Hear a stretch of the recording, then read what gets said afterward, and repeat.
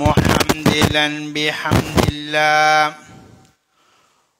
ومبتلا بسم الله ومصليا على خير خلقه سيدنا محمد بن عبد الله وعلى آله وصحبه أجمعين.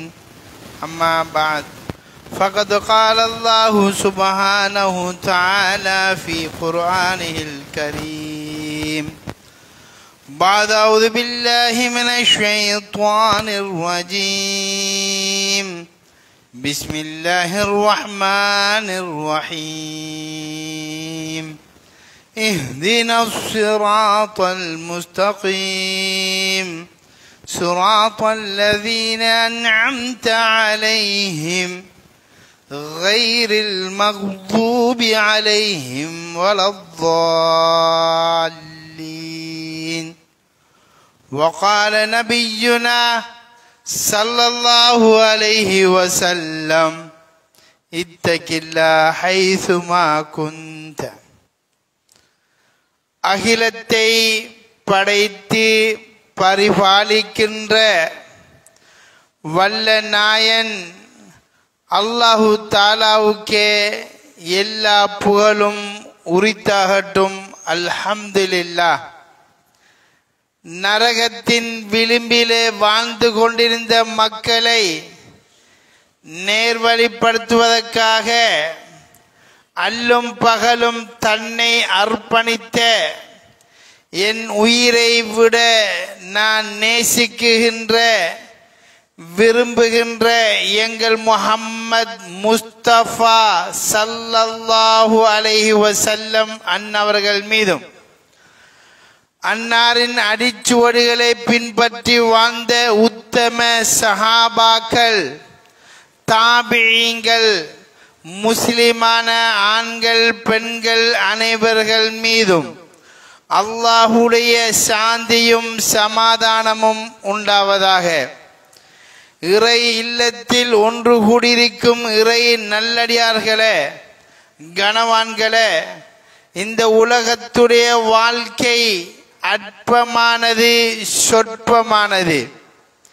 இந்த குறுகிய வாழ்க்கை திட்டத்தில் வாழ வந்திருக்கும் நாம் எங்களை படைத்த ரப்புல் ஆலமீன் ஜல்ல ஜலாலுஹு எந்த விடயங்களை எடுத்து நடக்கும்படியாக ஏவினானோ அந்த விடயங்களை அவசரமாக எடுத்து நடக்கும்படியாகவும், எந்த விடயங்களை தவிந்து கொள்ளுங்கள் என்று அல்லாஹ் தடை விதித்தானோ அந்த தடைகளை தவிந்து கொள்ளுமாறும் தனக்கும் தாங்களுக்கும் வசியத்தின் அன்பு கட்டளை பிறப்பிக்கின்றேன்.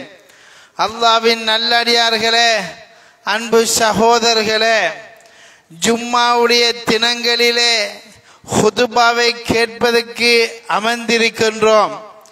நபியுல்லாஹி ஸல்லல்லாஹு அலைஹி வஸல்லம் அவர்கள் ஆங்காங்கே இடவழி விட்டு அமர்ந்து கொள்ளுவதை நபி அவர்கள் வெறுத்திருக்கிறார்கள், விரும்பவில்லை சகோதரர்களே. எனவே தூண்களிலேயும் சுவர் ஓரங்களிலேயும் சாய்ந்து கொண்டிருப்பவர்கள் முன்னால் இருக்கிற ஷஃப்புகளை வந்து நிரப்புமாறு இறை சுன்னாவை, நபியின் வாழ்க்கை வழிமுறையை உங்களுக்கு எத்தி வைக்கின்றேன். நீங்கள் அசைந்து வருவது என் வார்த்தைக்காக வேண்டி அல்ல, நபி அவர்கள் சொன்னார்களே என்பதற்காக வேண்டி இடவழி விடாமல் முன்னால் வாருங்கள் சகோதரர்களே. அல்லாஹ்வின் நல்லடியார்களே, அன்பு சகோதரர்களே, இன்றைய ஹுதுபாவுடைய தலையங்கம் பராத்துடைய நாள். இந்த நாள் மற்ற நாட்களை போன்று ஒரு சாதாரண நாளா அல்லது இது ஒரு மகத்துவமான நாளா என்பதனை குர்ஆன் ஹதீஸுடைய அடிப்படையிலே நானும் நீங்களும் தெரிந்து கொள்ள வேண்டும் சகோதரர்களே. ஒரு கூட்டம் எல்லா விடயத்தையும் இல்லை இல்லை என்று சொல்லிக் கொண்டிருக்கும் இந்த காலகட்டத்திலே ஷரியத்திலே குர்ஆனிலே ஹதீஸிலே இருக்கின்ற சில விடயங்களையும் இல்லை என்று சொல்லி மக்களை திசை திருப்புகின்ற இந்த காலகட்டத்திலே குர்ஆன் ஹதீஸ் இந்த நாளை பற்றி என்ன சொல்லுகிறது என்பதனை நானும் நீங்களும் தெளிவாக புரிந்து கொள்ள வேண்டும் சகோதரர்களே. அல்லாஹ்வின் நல்லடியார்களே, அன்பு சகோதரர்களே, இந்த ஹுதுபா பேருரை நமது வாழ்க்கைக்கு ஒரு பயனை கொடுக்க வேண்டும். நமது ஈமானிலே ஒரு மாற்றத்தை ஏற்படுத்த வேண்டும். வெறுமனே இது ஒரு மேடை பேச்சல்ல, அரசியல்வாதிகளுடைய பேச்சல்ல, கவிஞர்களுடைய கவி பாடும் பேச்சும் அல்ல. சகோதரர்களே, இறை வஹியை, அல்லாஹ்வுடைய கட்டளையை, நபி அவர்களுடைய வாழ்க்கையை சகோதரர்களே குர்ஆன் ஹதீஸுடைய அடிப்படையிலே மக்களுக்கு எத்தி வைக்கின்ற ஒரு மேடை தான் இந்த மிம்பர் மேடை என்பது சகோதரர்களே. எனவே இந்த ஹுதுபாவை மிகவும் கவனமாக கேட்க வேண்டும். ஸல்லல்லாஹு அலைஹி வஸல்லம் அவருடைய காலங்களிலே இந்த இஸ்லாத்துடைய அமைப்புகளிலே பல அமைப்புகள் இருந்திருக்கிறது. ஒன்று, அந்த காலத்திலே இருந்த அமைப்புகள் யஹூதிகள் என்றும் நஸ்ரானிகள் என்றும் முனாஃபிக்குகள் என்றும் முஷ்ரிக்கீன்கள் என்றும் மூமின்கள் என்றும் இருந்திருக்கிறார்கள். மேலான பெரியோர்களே, சகோதரர்களே, இந்த முஹம்மதியத்துடைய சுன்னாவை பேணக்கூடிய விடயங்களிலே இந்த யஹூதியத்தும் இந்த நஸ்ரானியத்தும் ஆதி காலம் தொடக்கம் நபி இஸ்லாம் கொண்டு வருகின்ற நேரத்தில் இருந்து இதுவரைக்கும் இந்த யஹூதிகளும் இந்த நஸ்ரானிகளும் முஸ்லிம்களை தாக்க வேண்டும், தகர்க்க வேண்டும், இஸ்லாமிய கொள்கைகளை மாற்ற வேண்டும், முஸ்லிம்களுக்கு உரிய கொள்கையை விட்டு வேற கொள்கையை இதுக்குள் புகுத்த வேண்டும் என்று கங்கணம் கட்டி அன்றிலிருந்து இன்று வரைக்கும் முஸ்லிம்களையும் இஸ்லாமிய சட்டங்களையும் நபி அவர்களுடைய சுன்னாக்களையும் எதிர்த்தவர்களாக அவர்கள் இருந்து கொண்டிருக்கிறார்கள். அன்பார்ந்த சகோதரர்களே, சாதாரண எதிர்ப்பல்ல. நபி அவர்கள் எதெல்லாம் சுன்னத் என்று சொன்னார்களோ, எதெல்லாம் மார்க்கம் என்று சொன்னார்களோ, இது எல்லாவற்றையும் எதிர்த்து அதுக்கு மாற்றமான ஒரு விடயத்தை கொண்டு வந்து முஸ்லிம்களை, முஸ்லிம் பெண்களை, முஸ்லிம் வாலிபர்களை திசை திருப்பக்கூடியவர்கள் தான் இந்த யஹூதிகளும் இந்த நஸ்ரானிகளும் என்ன செல்லக்கூடியவர்கள். இதோட உதவியாக இருப்பவர்கள் தான் முஷ்ரிக்கீன்களும் காபிர்களும். சகோதரர்களே, இவர்கள் அனைவர்களுக்கும் மத்தியிலேயும் தான் நபி அவர்கள் இந்த ஹக்கான தவ்வா பணியை செய்து சஹாபாக்களை இஸ்லாம் என்பது இதுதான், உண்மையான மார்க்கம் இதுதான் என்று 1400 வருடத்துக்கு முன்னால் வேர்வை சிந்தி, இரத்தம் சிந்தி, அடிபட்டு, ஏச்சுப்பட்டு, பசியோடு இருந்து, பட்டனோடு இருந்து, பல் ஷஹீதாக்கப்பட்டு, கால்களும் கரங்களும் கைகளும் வெட்டப்பட்டு இந்த தீனுல் இஸ்லாம் என்ற தீனை வளர்த்து நமது கரங்களிலே சஹாபாக்கள் தந்திருக்கிறார்கள். அல்லாஹ்வின் நல்லடியார்களே, அன்பு சகோதரர்களே, அதனால தான் ஒரு நாளும் இந்த யஹூதிகளுடைய இந்த நஸ்ரானிகளுடைய வாழ்க்கை இது கூடாது, இதை பின்பற்ற வேண்டாம் என்று ஸல்லல்லாஹு அலைஹி வஸல்லம் அப்போது சஹாபாக்களுக்கு மத்தியிலே தெளிவாக சொல்லியிருக்கிறார்கள். சில விடயங்களை உதாரணம் காட்டியும் சொல்லியிருக்கிறார்கள்.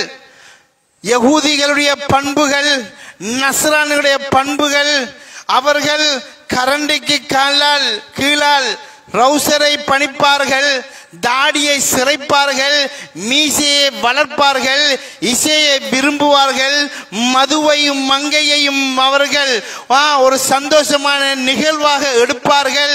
இதெல்லாம் யஹூதியத்து, நஸ்ரானியத்து. இது கிட்ட நீங்கள் நெருங்க வேண்டாம் முஸ்லிம்களே, மூமின்களே என்று சஹாபாக்களுக்கு நபி அவர்கள் தர்பியத்து கொடுத்தார்கள். தர்பியத்து மாத்தும் கொடுக்கவில்லை. ஒவ்வொரு தொழுகையிலையும் நபி அவர்கள் அல்லாஹ் கடமையாக்கின இந்த தொழுகையிலே சூரத்துல் ஃபாத்திஹாவை அல்லாஹ் இறக்கி வைத்தான். ஒவ்வொரு முஸ்லிமும் ஒரு நாளைக்கு 5 விடுத்தம் இந்த யகூதிகளுடைய வழிமுறையை, இந்த நஸ்ரானிகளுடைய வழிமுறைகளை எனக்கு காட்டி தந்து விடாத ரப்பே என்று துஆ கேட்பதை அல்லாஹ் ஃபர்லாக ஆக்கியிருக்கிறான். சகோதரர்களே, நாங்கள் ஒவ்வொரு தொழுகையிலேயும் நாங்கள் ஓதுகின்றோம். இமாம் அவர்கள் ஓதுவார்கள், இஹ்தினஸ் ஸிராத்தல் முஸ்தகீம் ஸிராத்தல் லதீன அன்அம்த அலைஹிம் கைரில் மக்தூபி அலைஹிம் வலத்தால்லீன். ஒவ்வொரு முஸ்லிமும் தொழுகையில் இதை கேட்க வேண்டும். இந்த வார்த்தையை பாவிக்காவிட்டால் அவனுடைய தொழுகை செல்லுபடியற்றது. அவனுடைய தொழுகை அல்லாஹ் அங்கீகரிக்க மாட்டான். எனவே சூரத்துல் ஃபாத்திஹாவை அல்லாஹ் கட்டாயமாக்கி வைத்திருக்கிறான். அதுல என்ன கேட்கிறோம்? யா அல்லாஹ் இஹ்தினஸ் ஸிராத்தல் முஸ்தகீம். யா அல்லாஹ், நீ எங்களுக்கு நேரான பாதையை காட்டி தந்து விடு. கூடாத கெட்ட மோசமான பாதையை விட்டும் நேரான பாதையை காட்டி தந்து விடு. அந்த நேரான பாதை யாருக்கெல்லாம் காட்டியிருக்கின்றாய்? ஒலிமார்கள், நபிமார்கள், சுஹதாக்கள், அன்பியாக்கள், இவர்களுக்கு எந்த வாழ்க்கையை காட்டி கொடுத்தாயோ, எதை ஹலாலாக்கி கொடுத்தாயோ அந்த வழிமுறையைத்தான் எனக்கும் காட்டி தந்துவிடு ரஹ்மானே என்று அத்துடன் முடிக்க அல்லாஹ் விரும்பவில்லை. தொடர்ந்தும் கேட்க செல்கின்றான். கைரில் மக்தூபி அலைஹிம். யா அல்லாஹ், இந்த யகூதிகளுடைய வழிமுறையை, வலல்லால்லீன் இந்த நசாராக்கள் அவர்களுடைய வழிமுறையை என் பரம்பரைக்கு, என் குழந்தைக்கு, என்னுடைய இரத்தத்துக்கு எனக்கு வழியை காட்டி தந்து விடாத ரப்பே என்று அல்லாஹ் துஆ கேட்க வைக்கிறான். இந்த துஆ பருவ வயது எத்தனத்தில் இருந்து இதுவரைக்கும் கேட்டுக்கொண்டிருக்கிறோம். ஆச்சரியம் என்ன தெரியுமா? இந்த துஆ கபூலாகவில்லை. நிறைய பேருக்கு இந்த துஆ ஏற்றுக்கொள்ளப்படவில்லை. காரணம் என்னவென்றால், ஒரு உதாரணத்தை கூறி வழங்கப்படுத்துகின்றேன். சகோதரர்களே, ஒரு ஆசிரியர் நீச்சல் தடாகத்திலே நீந்துவது பற்றி படித்துக் கொடுக்கின்றார். அதிலே ஒரு விடயத்தை சொல்லுகிறார். ஒரு மனிதன் தண்ணிக்குள் தாண்டி விட்டால் அவனை எவ்வாறு காப்பாற்றுவது என்று படித்துக் கொடுக்கின்றார். முதுவை தட்டி, அவன் தண்ணீரை குடித்திருந்தால் முதுவை தட்டி தட்டி அந்த தண்ணீரை வெளியாக்க வேண்டும், சுத்த வேண்டும். அப்போது அவன் விழுங்கிய நீர் வெளியே வந்துவிடும் என்று கற்றுக் கொடுக்கின்றார். இதனை படித்த மாணவன் ஒரு நாள் பாதையிலே சென்று கொண்டிருக்கும் போது ஒருவன் தண்ணிக்குள் தவறி விழுந்து விடுகிறான், தாண்டு கொண்டு இருக்கிறான். நாம் படித்த பாடத்தை, நம்முடைய ஆசான் சொன்ன விடயத்தை செய்வோமே என்று இவனும் தண்ணிக்குள் பாய்ந்து முதுவை தட்டுகின்றான், சுத்துகின்றான். ஆனால் தாண்டவன் செத்து விட்டான். என்ன காரணம் என்றால், இவன் முதுவை தட்டினதும் இவன் சுத்தினதும் அந்த தண்ணிக்குள் வைத்துத்தான் செய்திருக்கிறான். வெளியே எடுத்து தட்டினால் வர விடயம், ஆசிரியர் சொல்லி கொடுத்த விடயம் சரி. ஆனால் ஒரு விடயத்தை மிஸ் பண்ணி விட்டான். வெளியே ஆளை தூக்கி எடுத்து தண்ணி இல்லாத பகுதியில் வைத்து தட்டி இருந்தால் அவன் தப்பி இருப்பான். ஆனால் இவன் தண்ணிக்குள் வைத்து ஆசிரியர் சொன்ன மாதிரி தட்டினான், செத்து விட்டான். இதே போலதான் நாங்களும் இஹ்தினஸ் ஸிராத்தல் முஸ்தகீம் ஸிராத்தல் லதீன அன்அம்த அலைஹிம். யா அல்லாஹ், அந்த யகூதிகளுடைய நஸ்ரானுடைய வழிகளை எங்களுக்கு காட்டி தந்திராதே என்று துஆ கேட்கிறோம். எப்படி கேட்கிறோம் தெரியுமா? முகத்தில தாடி இல்ல, நபி சொன்ன அந்த யகூதிகளோட பண்புகள் எல்லாம் பின்பற்றி கொண்டு கரண்டி காலுக்கில ரவுசர், போதை, இதே போல இசை, இதே போல பிறந்த நாள், இதே போல சீதனம் இப்படி யகூதிகளை வாழ்க்கையெல்லாம் பின்பற்றி கொண்டு சஃபுக்கு வந்து கரண்டி காலுக்குள்ள ரவுசரையும் போட்டு தாடியையும் சிறைச்சி மீசையும் வளர்த்து நபி எதெல்லாம் யகூதியோட பண்பு என்று சொன்னாங்களோ அதெல்லாம் செய்து கொண்டு யா அல்லாஹ் எங்களுக்கு யகூதியோட வழிமுறைகளை காட்டி தந்து விடாதே என்று துஆ கேட்கிறது. தண்ணிக்குள் வைத்து முதுவை தட்டி காப்பாற்றுவதை போன்றுதானே சகோதரர்களே. உண்மையான துஆ கபூலாக வேண்டும் என்றால் வீட்டிலே எத்தனை அனாச்சாரங்கள், வீட்டிலே எத்தனை பாவங்கள், ஈடு என்ன, அடகு என்ன, வட்டி என்ன, எத்தனை பொய்கள், எத்தனை ஏமாத்துக்கள், எத்தனை வியாபார மோசடிகள், எத்தனை வயல் மோசடிகள், இதெல்லாம் செய்து கொண்டு யகூதிகளுடைய வழி மட்டும் காட்டிறாது என்றால் எப்படி அல்லாஹ் கபூல் செய்வது? மேலான பெரியோர்களே, அல்லாஹ்வின் நல்லடியார்களே, எனவே இந்த யகூதிகளுடைய இந்த நஸ்ரான வாழ்க்கை என்ன என்று உலமாக்களிடம் சென்று எழுதி கொள்ளுங்கள், அதை இல்லாமலாக்குங்கள். நபிர சுன்னாவை பின்பற்றுங்கள். டைனிங் டேபிள் மேசையிலே சாப்பிடுவது யாருடைய பழக்கம்? நபி சொன்ன பழக்கமா? நபி சொன்ன பழக்கமா? இப்படி ஒவ்வொன்றாக அடுக்கிக் கொண்டு போகலாம். அதை விரிவாக செல்லவில்லை. நானும் நீங்களும் வாழுகின்ற வாழ்க்கை அதுதான். யகூதியோட வாழ்க்கை இன்பம், இறுக்கமான ஆடை, சாஃப்டான ஆடை, பெண்களுக்கு இன்பம், ஆண்களுக்கு முன் அந்நிய ஆண்களுக்கு முன்னில் அழகுபடுத்தி உதட்டுக்கு சாயம், முகத்திலே எத்தனை பவுடர், இதெல்லாம் போட்டு அலங்கரித்து திரிவது யாருடைய பழக்கம்? எல்லாமே யகூதிகளுடைய நஸ்ரானியுடைய பழக்கம். இதெல்லாம் செய்து கொண்டு இஹ்தின ஸிராத்தல் முஸ்தகீம் என்று துஆ கேட்பது நியாயமா சகோதரர்களே? உள்ளத்தில் இருந்து சிந்தியுங்கள். இதனை நான் ஏன் சொல்லுகிறேன் என்றால், இந்த பராத், இந்த நாள் வாழ்க்கையில மறக்க முடியாத ஒரு நாள். யகூதிகளுக்கு மண்ணளி போட்ட நாள், நஸ்ரானிகளுக்கு கவலை உண்டாக்கின நாள், அவர்களுடைய எண்ணங்களையும் திட்டங்களையும் உடைத்த நாள். இந்த நாள் பராத் என்பது சாதாரண ஒரு நாள் அல்ல. ரசூலுல்லாஹி ஸல்லல்லாஹு அலைஹி வஸல்லம் அவங்க தொழுகை கடமையானவுடன் பைத்துல் முகத்தஸை முன்னோக்கித்தான் தொழுவார்கள். அவர்கள் இந்த சம்பவத்தை அழகாக கேட்க வேண்டும். ஏனென்றால் நபிக்கு சோதனை வந்த நாள், நபியை கேவலப்படுத்தின நாள், நபியை இஸ்லாத்தை உடைக்க முன்வந்த நாள் இந்த பராத்துடைய நாள். நபி அவர்கள் பைத்துல் முகத்தஸ், அல் பைத்துல் முகத்தஸ் என்றும் சொல்லலாம், பைத்துல் மக்திஸ் என்றும் சொல்லலாம், இந்த பள்ளிவாசலை முன்னோக்கித்தான் தொழுவார்கள். தொழுது கொண்டிருக்கும் போது யகூதிகளும் கூட பைத்துல் மக்திஸை தான் முன்னோக்கி தொழுவார்கள். அப்ப நபி அவர்கள் இவர்களுடைய வாழ்க்கை கூடாது, இஸ்லாம் இதனை வெறுக்கிறது என்று பயான் பண்ணும் போது இந்த யகூதிகள் எல்லாம் சொல்லுவார்கள், இவர் எங்களோட மார்க்கம் தேவையில்லையாம், எங்களோட கிபிலா தேவையாம் என்று நையாண்டி பண்ணுவார்கள். அவர்களும் பின்பற்றுவது பைத்துல் மக்திஸ் பள்ளியைத்தான். அப்ப எங்களோட மார்க்கம் தேவையில்லை என்றால் எங்களோட கிபிலாவையும் பின்பற்றக்கூடாது என்று சஹாபாக்களை கொஞ்சம் அதட்டுவார்கள்.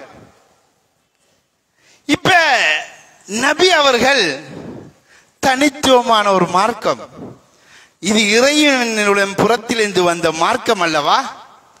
கவலையோடு இருப்பார்கள். அவர்கள் அடிக்கடி வானத்தை பார்த்து கொண்டிருப்பார்கள். ஏனென்றால் முடிவு அங்கிருந்து தான் பெற வேண்டும். கிட்டத்தட்ட ஒரு வருஷம் ஆயிட்டு தொழுகிறார்கள் பைத்துல் முகத்தஸை முன்னோக்கி. 1.5 வருஷமாகிறது தொழுகிறார்கள். 16 மாதம் அல்லது 17 மாதங்கள் அதைத்தான் முன்னோக்கி தொழுதார்கள். நபிக்கு கவலை, இவங்க நையாண்டி பண்றது கூடிக்கொண்டே செல்கிறது. நபி அவங்க மனசுக்குள்ள ஒரு விருப்பம், இந்த பைத்துல் முகத்தஸை விட எனது அப்பா இப்ராஹிம் அலைஹிஸ்ஸலாம் அவர்கள் கட்டின வீடு அல்லவா, எனது அப்பாட மகன் இஸ்மாயில் அலைஹிஸ்ஸலாம் கட்டின வீடு அல்லவா, அல்லாஹ்வுடைய முதல் கட்டப்பட்ட வீடு அல்லவா, மலக்குமார்கள் கட்டின வீடு அல்லவா, அல்லாஹ் ஒரு நாளைக்கு 120 ரஹ்மத்துக்களை இறக்கும் வீடு அல்லவா, ஒரு ரக்காத் தொழுதால் 1,00,000 நன்மை கிடைக்கும் வீடு அல்லவா, இப்படிப்பட்ட வீட்டை பின்பற்றினால் நமக்கென்று ஒரு கிப்லா அமைந்து விடுமே என்று நபியில உள்ளத்திலே விருப்பம் இருந்து கொண்டே இருந்தது. துவாவும் கேட்கவில்லை. கவலையை உணர்ந்த ரப்பு மனதில் உதிக்கின்ற விடயத்தையும் அறிந்தவன் அந்த ரப்பு மாத்திரம்தான சகோதரர்களே. அவன் ஒரு நாள் தொழுது கொண்டிருக்கும் போது அல்லாஹ் ஜிப்ரீல் அலைஹிஸ்ஸலாம் அவர்களை அனுப்புகிறான். அனுப்பி சொல்லுகிறான், யா ரசூலல்லாஹ், நீங்க இதுக்கு பின்னால் லொஹர் அல்லது அசர் தொழுகையை தொழுகிறார்கள். நீங்கள் இதுக்கு பின்னால்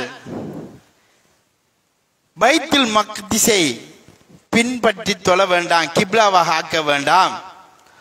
உங்களுடைய கிப்லா பைத்துல்லா உம்முல் குரா, அல்லாஹ்வுடைய வீடு, முதல் கட்டப்பட்ட வீடு, இதுதானே உங்களோட உள்ளத்திலே விருப்பம்.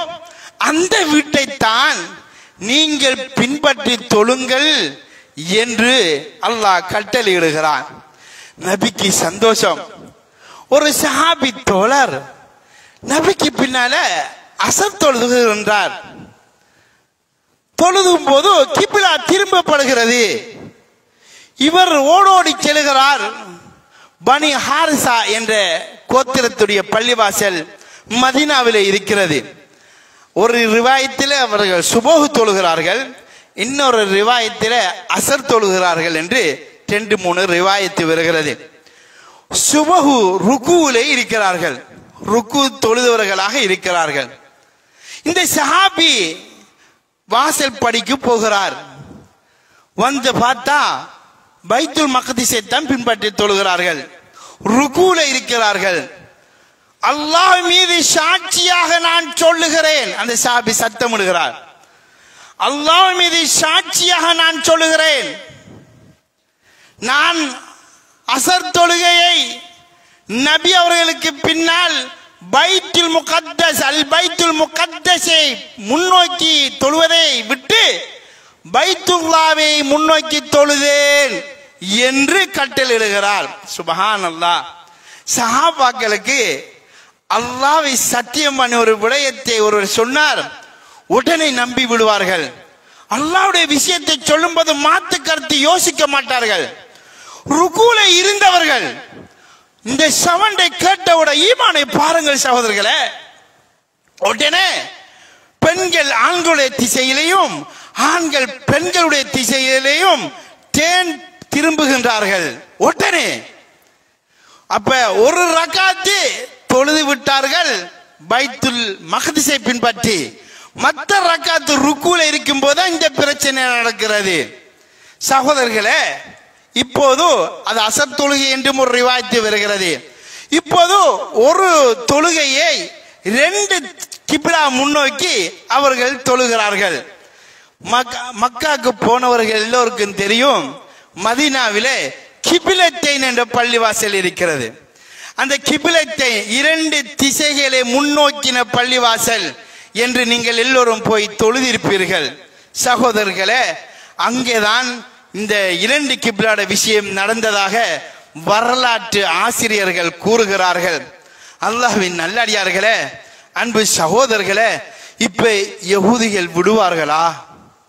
நபியை சோதிக்கிறார்கள், நபியை சஹாபாக்கள மனசை மாற்ற முன்வருகிறார்கள். இப்போது யகூதிகள் கதையை கிளப்புகின்றார்கள். எப்படி என்றால், உங்களோட முஹம்மது 1.5 வருஷம் தொழுதது அங்கே. அவர் உண்மையை சொல்லி அங்கே கிப்லா இதுதான் என்று தான் தொழுதாரு. இப்ப கிப்லாவை மாத்தினார் என்ற அர்த்தம் அது கூடாது, இது நல்லம் என்று தானே. அப்ப நீங்க நாளும் தொழுகை வீணே. ஒரு வீணான விடயத்தை சொன்னவர் நபியாக முடியுமா? எப்படி பாட்டத்தை கிளப்புறார்கள். சஹாபாக்கள் டென்ஷன் ஆகல. இங்க மக்கத்து முஷ்ரிக்கீங்கள் அவங்க ஒரு பாட்டத்தை கிளப்புறார்கள். சகோதரர்களே, சொந்த ஊரை மறக்கல, எப்படியே திசையை திருப்பி சொந்த ஊருக்கு கொண்டு வந்துட்டான் முஹம்மத் என்று ஒரு கதையை கிளப்பினார்கள். நபி அவர்களுக்கு தாங்க முடியாது. அல்லாஹ்ட கட்டளைப்படிதானே சொன்னார்கள். திடீரென்று ஜிப்ரீல் அலைஹிஸ்ஸலாம் வந்தார்கள். குல் நபியே, இவர்களுக்கு சொல்லுவீராக, லில்லாஹில் மஷ்ரிக் வல் மக்ரிப், கிழக்கும் மேற்கும் அல்லாஹ்வுடைய திசை எந்த பள்ளியில தொழுதோம்ங்கிறது முக்கியம் அல்ல. அல்லாஹ் சென்ன திசையில தொழுவதுதான் முக்கியம். கிழக்கும் அல்லாஹ்தான் மேற்கும் அல்லாஹ்தான் என்று நபி இவங்களுக்கு சொல்லிக் கொடுப்பாயாக என்று சகோதரர்களே அல்லாஹ் குர்ஆன் ஆயத்தை இறக்கி நபிக்கு விட சொல்லுமாறு சொல்லுகிறான். இதுல என்ன விஷயம் என்றால், நபி அவர்கள் ஏன் திசை திருப்பப்பட்டார்கள் என்பதற்கு காரணம் ஹதீஸிலே வருகிறது. சஹாபாக்கள் எந்த அளவு நபியை நம்புகின்றார்கள், நபியை வார்த்தையை எடுக்கிறார்கள் என்பதை அல்லாஹ் செக் பண்ணினான். அங்காலே தொழுதவர்கள் யகூதிகள் ஒவ்வொரு கதைத்தும் இங்கால திரும்பும் போது நபி திரும்பினால் நாங்களும் திரும்பத்தாமோனும் என்றுதான் சஹாபாக்கள் அந்த நம்பிக்கையை உண்டாக்கினார்கள். அல்லாஹு அக்பர். நாங்களும் கூட கொஞ்சம் பார்ப்போமே, விசாரிப்போமே, கேட்போமே, என்னென்று பார்ப்போமே என்ற 1000 விஷயத்தை நாங்கள் சிந்திப்போம். சஹாபாக்கள் குர்ஆன், ஹதீஸ், நபி எது சொன்னாலும் மாற்று கருத்து பேச மாட்டார்கள். சகோதரர்களே, இந்த விஷயத்தை ஏன் இன்றைக்கு குத்பால ஓதுகின்றன என்று சொன்னால், இந்த கிபிலா திசை திரும்பின இந்த முக்கியமான முஸ்லிம்களுக்கு தனித்துவம் வந்த, முஸ்லிம்களுக்கு ஒளியான, முஸ்லிம்களுக்கு பரக்கத்தான, முஸ்லிம்களுக்கு ரஹ்மத்தான சகோதரர்களே, யகூதிகள் பின்பற்றாத முஸ்லிம்களுக்கு மாத்திரமுள்ள கிபிலா மாறின நாள் இந்த ஷாபான் 15. சகோதரர்களே, இந்த பராத்து நாள் தான் இவ்வளவு பெரிய ஒரு விஷயம் நடந்தது என்பதாக பெருமையான உலமாக்கள், வரலாற்று ஆசிரியர்கள் இதனை பதிவு செய்கின்றார்கள். ஆகவே இந்த உலகத்திற்கு ஒளி வந்த முஸ்லிம்களுடைய தனித்துவம் பெறப்பட்ட இந்த நாள் தான் இந்த பராத்து 15ஆம் நாள். சகோதரர்களே, அல்லாஹ்வின் நல்லடியார்களே, நீங்கள் நிறைய பேர் நோன்புடன் இருப்பீர்கள். ஐயாமல் பீல்களுடைய நோன்பாக இருக்கும். ஆனால் இந்த நாள் சாதாரண ஒரு நாள் அல்ல என்பதனை நானும் நீங்களும் ஒவ்வொருவரும் புரிந்து கொள்ள வேண்டும் சகோதரர்களே. எனவே இந்த விஷயத்திலிருந்து நாங்கள் படிப்பினை எண்ணத்தை எடுக்க வேண்டும் என்றால், இன்றையிலிருந்து எதெல்லாம் முஹம்மதோ அதை எடுத்துக்கொள்ளுங்கள், எதெல்லாம் யஹூதியத்தோ, எதெல்லாம் நஸ்ரானியத்தோ இதை விடுங்கள் சகோதரர்களே. நபி அவர்கள் சொன்னார்கள், அவுஃபுல் லிஹியத அவுஃபிருல் லிஹியத, 5 விதமாக சொன்னார்கள். அவுஃபுல் லிஹியத, அவுஃபிருல் லிஹியத, இப்படி 5 விதமாக மாத்தி மாத்தி சொன்னார்கள். தாடியை வளருங்கள், மீசையை குறையுங்கள். ஏனென்றால் ஹாலிஃபுல் யஹூத வன் நஸாரா, யஹூதிகள் தாடியை சிரைச்சி போலீஸ் மாதிரி வைப்பார்கள், மீசையை வளர்த்தி ஆண் சிங்கமாக காட்டுவார்கள். இது நமது பண்பல்ல, குர்ஆனுடைய பண்பல்ல, ஹதீஸுடைய பண்பல்ல, இது நபி காட்டின பண்பல்ல என்பதனை தெளிவாக இந்த உம்மத்துக்கு சொன்னார்கள். எவ்வளவுதான் சொல்லியும் எத்தனை பேர்கள் படித்தவர்கள், பெரும் பெரும் படித்தவர்கள் சகோதரர்களே, ஹதீஸ் தெரிஞ்சும் ஒரு சஹாபி திரும்புங்கள் என்று ருக்குல சென்னதுக்கு யார் சொன்னதென்றும் பார்க்கல, வார்த்தையை நம்பி திரும்பினார்களே. இதுதான் ஈமான், இதுதான் ஈமான்.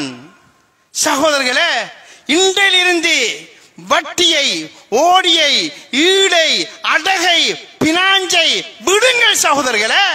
இது நபி காட்டின பண்பல்ல, இது யகூதிகள் காட்டி தந்த பண்பு. அல்லாஹ்க்கு புறம்பாக நபிக்கு மாற்றமான கொள்கையை கொண்டு வந்தார்கள். முஸ்லிம்களை வழிகெடுக்க வேண்டும் என்பதற்காக கொண்டு வந்தார்கள். பெண்கள் எல்லாம் அலங்கார பொருள்களாக மாற்றினவர்கள் அவர்கள். மறைந்து வாழுங்கள் என்று சொல்லுவது இஸ்லாம், அலங்காரமாக மாறுங்கள் என்று சொல்லுவது யகூதியத்து. எதை எங்கள் பெண்கள் விரும்புகின்றார்கள்? ஒரு கல்யாணம் வந்தால் எதனை விரும்புகின்றார்கள்? நபி சொன்னதையா யகூதிகள் சொல்லுவதையா? சிந்தனை செய்து பாருங்கள் என் சகோதரர்களே. எவ்வளவு காலம் வாழ்ந்துட்டோம்? பெண்களுடைய நிலைமை என்ன? காதல் தினத்தை உருவாக்கினவர்கள் யார்? ஆண்களும் பெண்களும் சொகுசாக பேச ஒரு விஷயத்தை உண்டாக்கினவர்கள் யார்? சகோதரர்களே, பெரியவர்களே, பெண்களையும் ஆண்களையும் கலக்கக்கூடாது என்று சொன்னது இஸ்லாம். பெண்களே, ஆண்களே, அதுக்கென்று ஒரு நாளா ஒதுக்கி, அது காதலர் தினம் என்று ஒதுக்கி அவர்களை ஜாயிண்ட் ஆக்குவது யார்?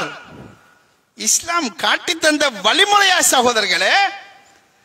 அன்பார்ந்த சகோதரர்களே, திருமண மேடையில பெண்களை அலங்கரித்து கடந்த பவுடரையும் பூசி கடந்த மாவையும் தப்பி அந்நிய ஆனவர்களை ரசிச்சு ருசிச்சு பார்க்கும் அளவுக்கு ஆடை அணிந்து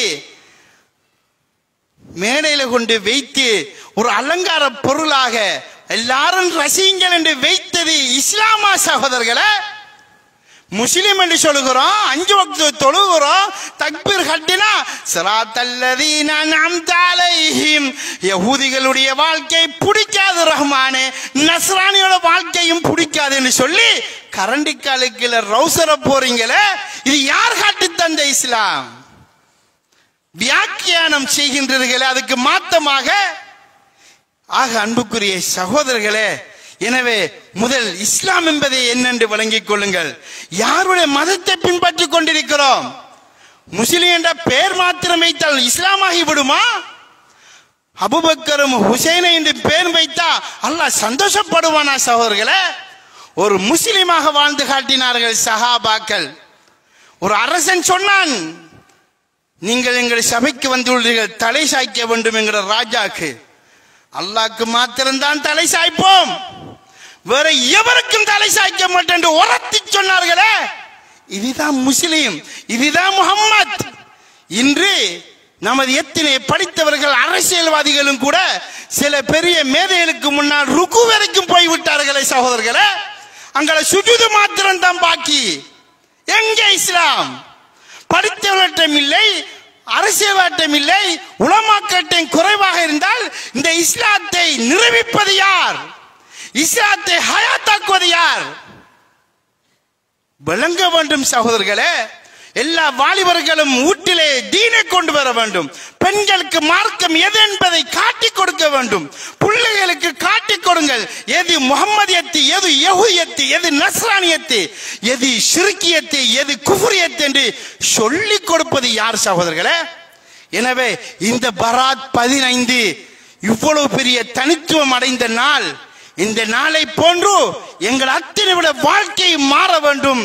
யா அல்லாஹ், எங்களுடைய வாழ்க்கையை முஹம்மதியத்தாக மாற்றி வைப்பாயாக. நபியை சுன்னாவாக பின்பற்றும் வாழ்க்கையை ஆக்கி வைப்பாயாக. எதெல்லாம் யஹூதியத்தோ நஸ்ரானியத்தோ அதை விட்டு எங்களை நீ காப்பாற்றுவாயாக. யா அல்லாஹ் ரஹ்மானே, உன் சாபத்தை விட்டு எங்களை காப்பாற்றுவாயாக. நபி சொன்னார்கள், யஹூதியத்தை பின்பற்றுவது சாபம் என்றார்கள். யா அல்லாஹ், எங்கள் முஸ்லிம்கள் மூழ்கி விட்டார்கள். யா அல்லாஹ், அதுதான் லேட்டஸ்ட் என்கிறார்கள். யா அல்லாஹ், அதுதான் நாகரிகம் என்கிறார்கள். யா அல்லாஹ், முஹம்மதியத்தை சாதாரணமாக நினைக்கிறார்கள். யா அல்லாஹ், பாதுகாத்துக்கோ ரஹ்மானே. அழிவை தந்திராதே யா அல்லாஹ், உன் நாசத்தை தந்திராதே யா அல்லாஹ். நபி வழியில வாழ வைத்திரு யா அல்லாஹ், நபி வழியை பின்பற்ற வைத்திரு யா அல்லாஹ். முஸ்லிம்களுக்கு ஒரு கிப்லாவை இன்றைய நாள் தந்த உனக்கே எல்லா புகழும் யா அல்லாஹ். எங்களோட வாழ்க்கையும் தனித்துவமாக ஆக்கிறியா யா அல்லாஹ். யா அல்லாஹ், ஈமானியத்தை ஆக்கி தருவாயாக. ஆமீன் ஆமீன். வாஹிர தஅவானா அனில் ஹம்துலில்லாஹி ரப்பில் ஆலமீன். அல்ஹம்துலில்லாஹ் الحمد لله لسهل لبعض طريق العبادة ويسر وأفاض عليه من خزان جوده الذي لا تحصر وجعل هذا اليوم يعود في كل أسبوع ويتكرر ونقاهم به من الذنوب وطهر.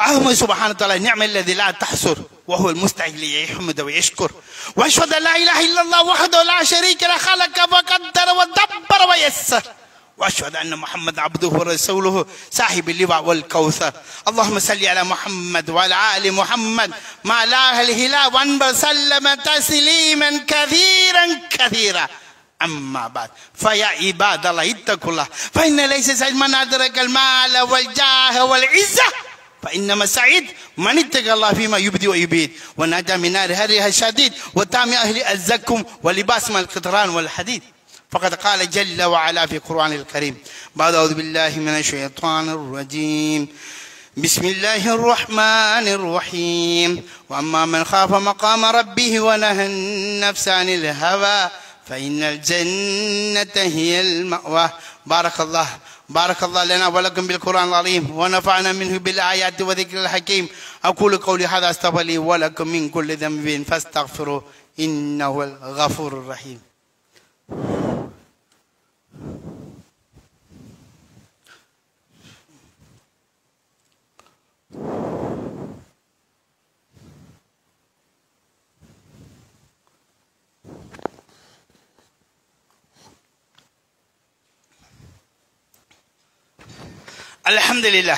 الحمد لله رب العالمين والصلاة والسلام على أشرف الأنبياء والمرسلين وعلى آله وصحبه أجمعين أما بعد فيا عباد الله اتقوا الله حق تقاته ولا تموتن إلا وأنتم مسلمون إن أحسن الكلام كلام الله الملك المنان وأحسن الهدي هدي محمد صلى الله عليه وسلم وشر الأمور محدثاتها وكل محدثة بدعة وكل بدعة ضلالة وعليكم بسنة وسنة خلفاء الراشدين المهديين وعضوا عليها بالنواجذ الله أصحابي لا تتخذ من بعد غرضا فمن حبهم فبحب أحبهم ومن أبغلهم فببغل أبغلهم خير القرون كرني ثم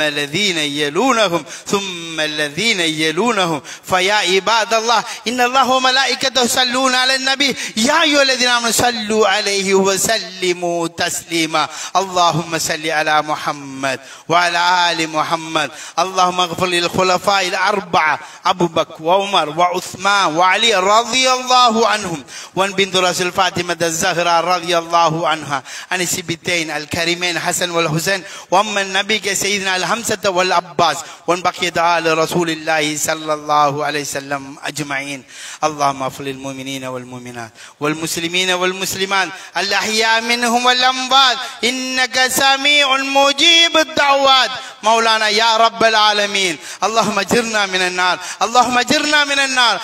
اجرنا من النار ولا تشوي خلقنا بالنار ولا تجعل من هدبها ولهبها فإنها بئس الدار وبئس المثوى وبئس القرار ربنا اغفر لنا ولإخواننا الذين سبقونا بالإيمان ولا تجعل في قلوبنا غلا للذين آمنوا ربنا إنك رؤوف رحيم فيا عباد الله رحمكم الله إن الله يأمركم بالعدل والإحسان وإيتاء ذي القربى وينهى عن الفحشاء والمنكر والبغي يعظكم لعلكم تذكرون فاذكروا الله العليم الجليل الجبار يهديكم ولذكر الله تعالى والله أكبر والله يعلم ما تصنعون أقيموا الصلاة فإن الصلاة تنهى عن الفحشاء والمنكر